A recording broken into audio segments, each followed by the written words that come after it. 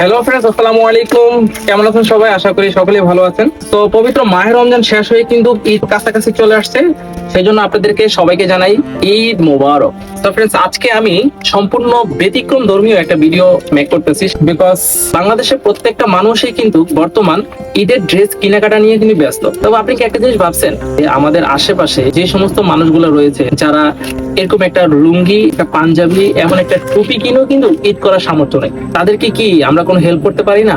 আপনার জায়গা থেকে যতটুকু সামর্থ্য আছে ততটুকু সামর্থ্য নিয়ে একজন মানুষকে যদি সাহায্য করেন, সেটার বিনিময়ে অবশ্যই আল্লাহ তাআলা আপনাকে আখিরাতে দিবে।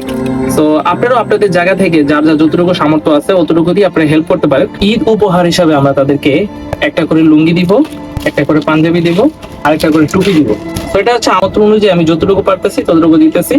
তো আপনারাও আপনাদের জায়গা থেকে চেষ্টা করেন আপনাদের আশেপাশে যারা রয়েছে তাদেরকে একটু কন্ট্রিবিউট করার জন্য, কোঅপারেশন করার জন্য।